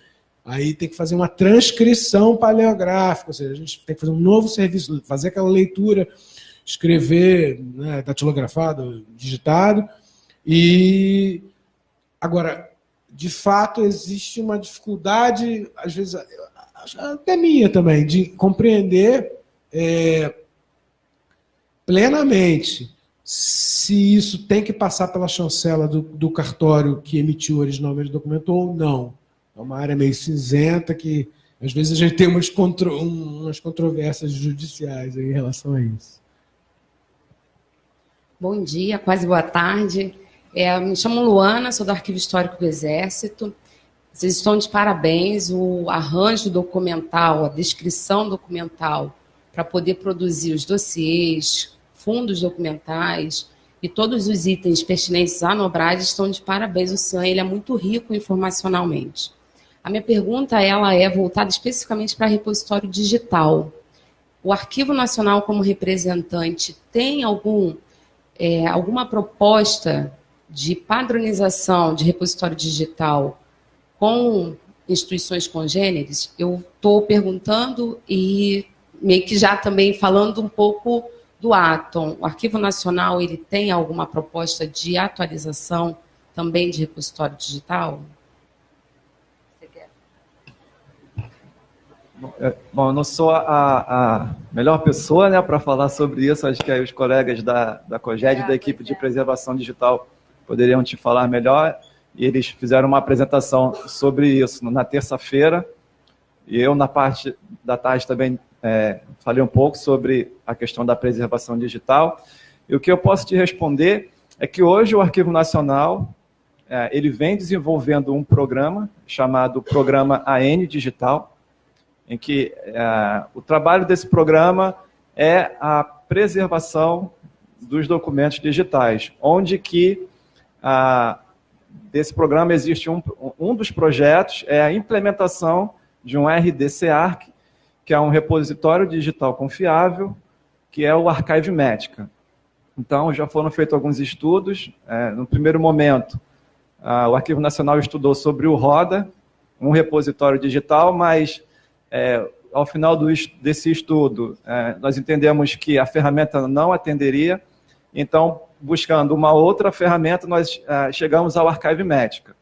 Então, hoje, o Arquivo Nacional desenvolve um trabalho de implementação do Archivemética, desse software, dessa ferramenta, para fazer a preservação digital. E aí, acho que é um ponto importante, na questão da teoria das 3 idades, né, de um documento, em que ele tem a fase corrente, a fase intermediária e a fase permanente. E a preservação digital, ela só ocorre, ou esses documentos somente serão preservados quando eles chegarem na fase permanente. Então, todo esse trabalho que a gente vem fazendo com esses documentos, eles estão ainda na fase corrente, e aí tem a ver com o código de classificação e a tabela de temporalidade de cada documento, para que eles possam ser preservados. E uma vez esses documentos sendo preservados, eles precisam também ser disponibilizados para consulta, né, para o acesso. E o Archivemética, ele tem uma funcionalidade que é disponibilizar esses documentos que foram preservados no Atom. Então, é através do Atom que o Archivemética disponibiliza esses documentos para consulta. Porém, no Arquivo Nacional, nesse programa do AN Digital, o trabalho é de disponibilizar esses documentos não pelo Atom, mas pelo CIAN. E aí foi quando eu falei, num dos nossos alvos a integração do CIAN com o RDC-ARC, que é o Archivemética. Então, num futuro próximo, todo o documento que for ingerido, que for preservado no Archivemética, nesse repositório digital, ele vai ser disponibilizado para consulta através do CIAN. Então, basicamente isso, esse trabalho que já vem sendo feito no Arquivo Nacional.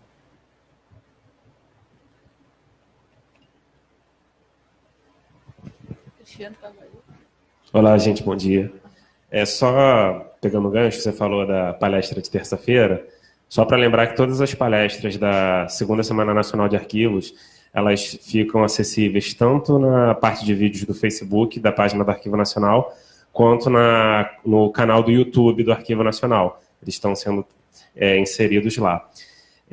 Tiago, na própria terça-feira, a gente teve uma mesa que foi sobre difusão, e se falou bastante que hoje o acesso se dá cada vez mais por aparelhos celulares e tablets, mais por aparelhos celulares.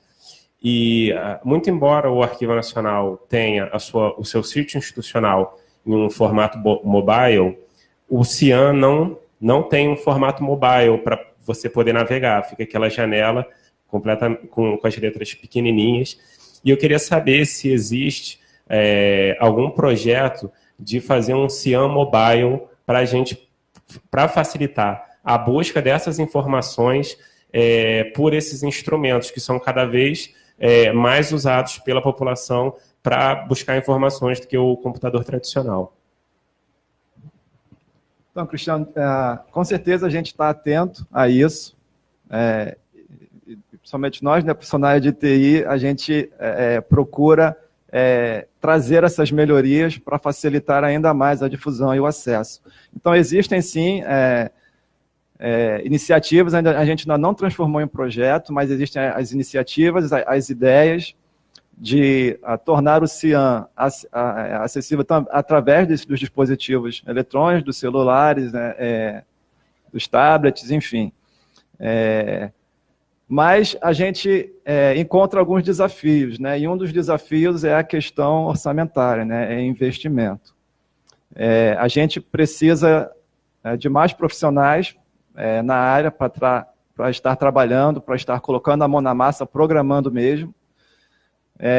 Se não, é contratar uma empresa para desenvolver isso, porque infelizmente hoje a gente não tem condições de desenvolver. A gente tem trabalhado muito e a equipe que a gente tem é uma equipe enxuta e que está muito ligada e muito atarefada, não só com o CIAN, mas como memórias reveladas e todas as outras bases.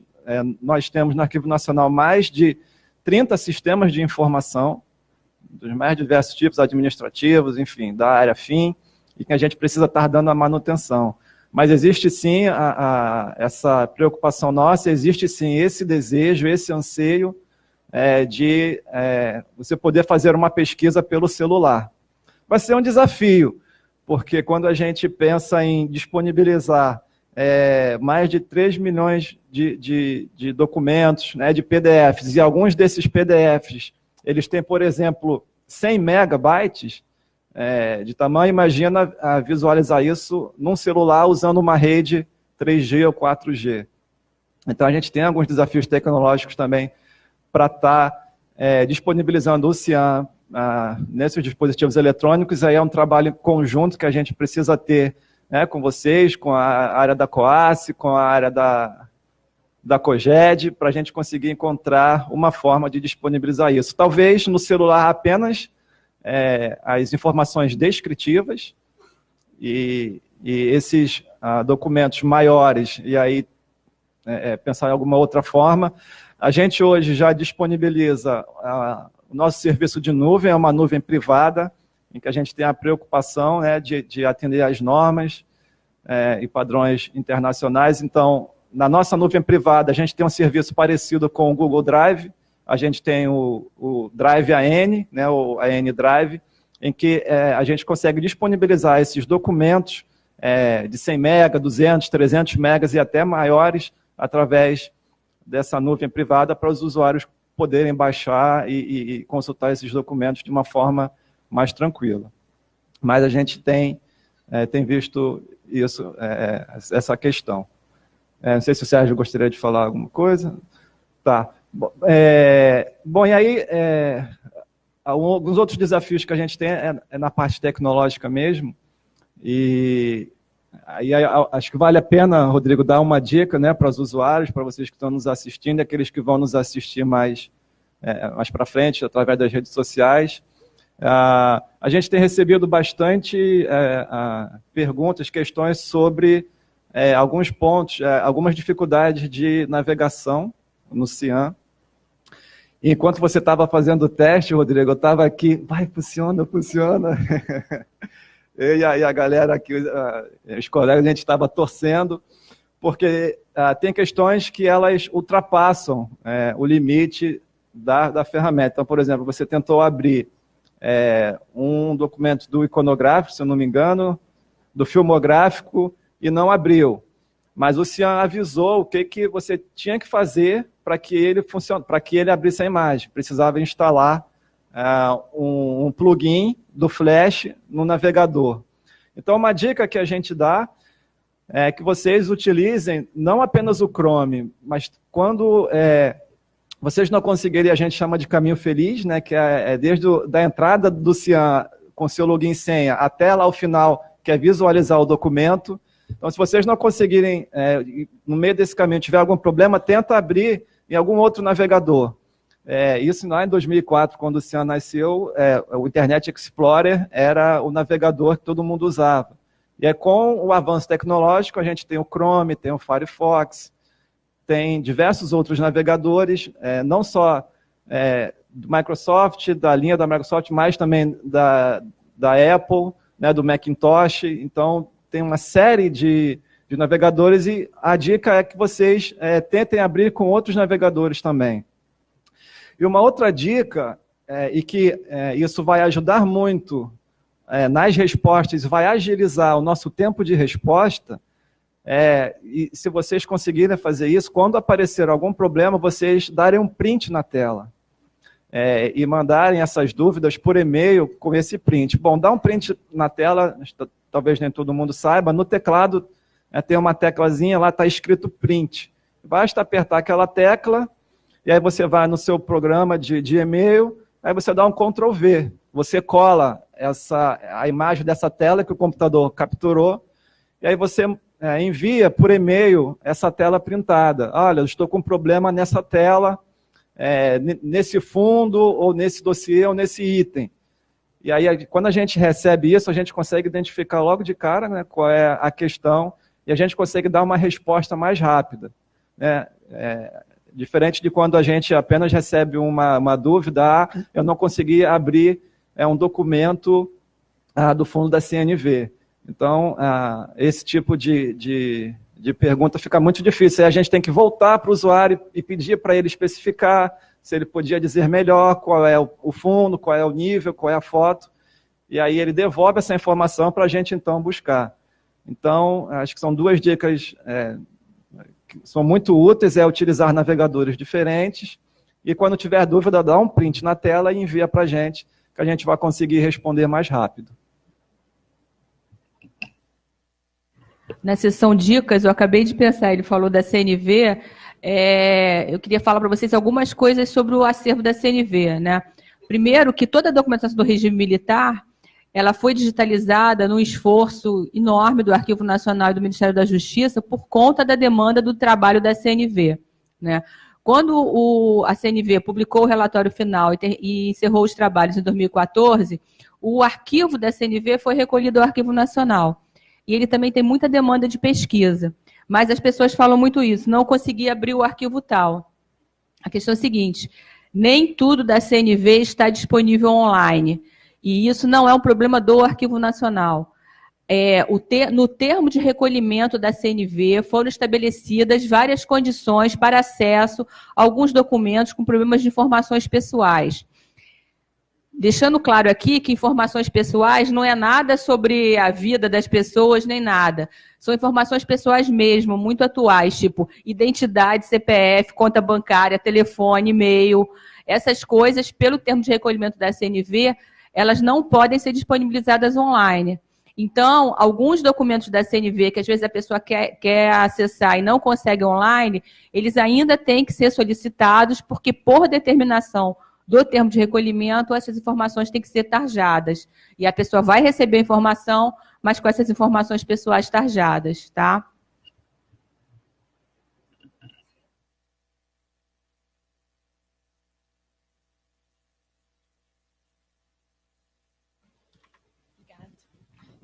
Queria perguntar para o Tiago, bom dia a todos, se ainda há a possibilidade da base DocJude ser feito um estudo dela ser migrada para o CIAM. A nossa caixa de e-mail está ficando lotada de solicitações dos colegas para importação de bases para o CIAM. Então, com certeza é possível, sim. E aí já vai entrando numa fila de atendimento, numa fila de espera, para a gente conseguir atender a todo mundo. É importante, acho, mais uma vez, frisar, foi o que eu falei para o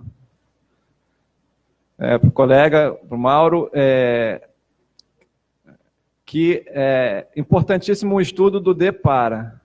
Então, de onde as informações estão e para onde as informações vão. Então, você já pode ir pensando nisso, que a gente recebendo isso de antemão já vai facilitar esse trabalho, tá? E só corrigindo o que eu falei para o colega Sérgio Lima. Não é muito fácil a gente falar em público e ainda mais no microfone. A nossa voz ela fica até diferente. Acho que essa não é a minha voz. Então, confunde um pouco, mas a gente se esforça para fazer o melhor, né? Então é isso. Oi, bom dia, Carmen. A minha pergunta é voltada à democratização do acesso, né, que eu acho que é o grande objetivo aqui do Arquivo Nacional. E vendo o CIAM, eu já tive a oportunidade de acessá-lo e buscar documento, chega um ponto em que se prioriza a anotação em detrimento da descrição, né? Nós vimos aí algumas fotos, e eu queria saber se vocês, primeiro, né, se existe um porquê disso, se vocês identificam que é uma forma mais fácil, e imagino que mais fácil para pesquisadores e para quem já é habituado, né, ao sistema, e se existe a perspectiva de se fazer uma descrição mais amigável. Exato, porque para o público leigo, eu acho que seria muito mais atrativo, né, já ter uma previsão do que ele vai encontrar ali. Obrigada. Como eu disse, a gente meio que representa o usuário, e essa é a nossa demanda junto à Cotim. Quando o Rodrigo estava apresentando o resultado da pesquisa de filmográficos, eu até falei para o Tiago isso, olha só, é isso que a gente está precisando, apresentar os fundos primeiro. Mas eu acho que é importante assim, a gente marcar que o CIAN ele tem um histórico de, primeiro, um sistema técnico, né? A estrutura do CIAN, em geral, era uma estrutura de entrada de informação e não de saída, né? A história da saída da informação a gente está construindo nos últimos tempos, né? E está construindo junto com os usuários, né? Que exatamente trazem essas informações para a gente. Então, por exemplo, enquanto que outras áreas de informação, como as bibliotecas, por exemplo, né, sempre discutem entrada de informação e a saída da informação, a perspectiva da descrição multinível acabou prendendo muito a descrição arquivística na questão da entrada. Então, o que você vê, o relatório de saída hoje, por exemplo, agora melhorou, mas no CIAN antigo, era a tabela, era a ficha de entrada do documento. Isso realmente não é amigável, né? Mas a gente tem sempre, a gente está conversando muito, a própria Cotim tem essa avaliação também, a gente está no momento histórico, que é o momento do Google, né? Então todo mundo quer um resultado Google, e a gente vem buscando isso, mas são pequenos ajustes que a gente precisa fazer. Essa questão, a gente já tá lá na demanda deles, que assim, quando vier o resultado, não pode vir só aquele código, porque você não sabe nem que fundo é aquele. Né? Que tem que vir a relação de fundos e dizer, nesse fundo foram encontradas tantas referências. E aí você pode acessar, inclusive porque se tiver um fundo lá na página 150, você nem vai encher o saco antes de paginar tudo e ver o que você está localizando, né? Então, essa é uma demanda que já está na lista da Cotim e está sendo viabilizada. Tá. Né, Cotim? Nós já fizemos algumas alterações algumas vezes. Já nos foi solicitado colocar o título na frente, o código depois. Depois pediram para a gente colocar o código na frente e o nome depois. Mas o importante é o feedback mesmo do usuário. É isso que você está fazendo, o pessoal apresentar qual é a melhor forma para eles encontrarem a informação. E acho que algo importante para nós é como o usuário usa isso e como ele vai recuperar, qual é a melhor forma. Eu acho que até mais importante do que, nem sei se eu posso falar dessa forma, mais importante do que as questões técnicas de apresentação é o usuário, porque é ele quem vai ter acesso a essas informações. Então, se para ele é melhor que o título esteja na frente, mas talvez um corpo técnico ou um trabalho de estudo entenda que o código de referência tem que estar na frente, a gente procura atender ao usuário da melhor forma possível para que ele recupere essa informação mais rápido. E tem a ver com a democratização, a facilidade, né, a difusão e acesso. Então, a gente tem essa preocupação de sempre ouvir o usuário e oferecer para ele a melhor solução, a melhor forma dele fazer o caminho feliz, fazer o login, chegar no final e encontrar o documento que ele está procurando. Assim, acho que é importante a gente notar, um pouco nessa linha do que a Carmen falou, que a gente está num amplo processo de transição, que é um processo longo, de um sistema que foi criado inicialmente como um sistema interno de trabalho, de descrição, para isso ser um sistema de amplo acesso, né, de acesso de massa. O Tiago traz o exemplo do Google. O Google, enfim, recupera, não sei o quê. Mas o Google está pensado diretamente para o usuário, né? Ele vai dar o que o usuário quer, que é a informação final. Só que, enfim, a gente não é o Google, a gente é um arquivo. É importante para a gente preservar a relação com o nome do documento, com a anotação, porque, em última instância, a gente vai ter que achar o original. O Google não acha o original. Então,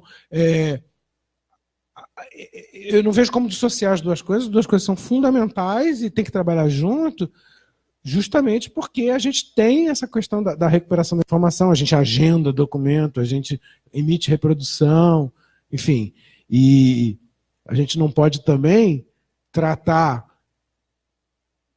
da pesquisa puramente pela pesquisa digital.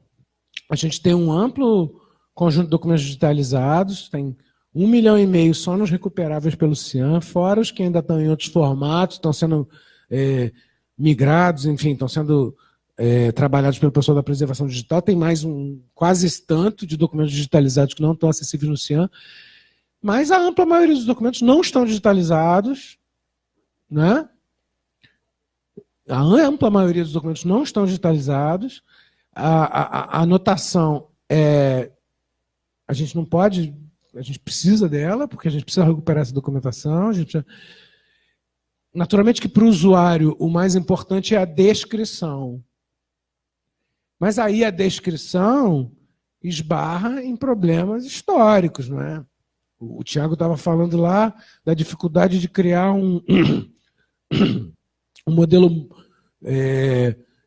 mobile para o Cian por conta de orçamento. Da mesma forma, as nossas equipes que fazem a descrição têm dificuldade, são equipes reduzidas, a gente, enfim, vem tendo corte de gasto nos últimos anos e tal. Então, assim, para fazer a ampla descrição de tudo que a gente precisava descrever, isso é um trabalho de muitos anos, né? O Sérgio aqui, o pessoal da Iconográfica, estão fazendo lá, a descrição deles está mais avançada, o pessoal de documentação textual, porque tem um universo muito maior, naturalmente que tem muito mais passiva a lidar. Enfim, as áreas não são totalmente semelhantes, tem metodologias de trabalho distintas, até porque tem tipos de documentos distintos. Mas a gente, na velocidade que a gente tem conseguido, né, eu acho que a Cotim tem implementado uma velocidade muito grande nesse processo, a gente está melhorando o sistema de forma que ele seja o mais amigável e o mais correspondente às necessidades do usuário. Agora, descrever todos os itens documentais do Arquivo Nacional é uma tarefa de séculos. Isso é uma coisa que vai demorar, mesmo. Em qualquer lugar demora. É assim mesmo. E a gente tem limitações estruturais, as quais a gente tem que vencer, né? Então, é também, e aí não é lavar as mãos do trabalho, mas é chamar a parceria, é também um dever dos usuários que não se sentem totalmente contemplados com o Cian, manifestar isso, fazer por onde, fazer algum tipo de pressão para que haja mais investimento no Arquivo Nacional, para que a gente possa fazer o nosso trabalho da melhor forma possível. A gente já faz o nosso trabalho da melhor forma possível, só que a gente tem limitações orçamentárias, estruturais, que são gritantes. Enfim, a gente não deixa de fazer nosso trabalho com isso, a gente segue a vida, mas, enfim, há que se acrescentar mais, há que se correr mais atrás, e isso é um processo de construção.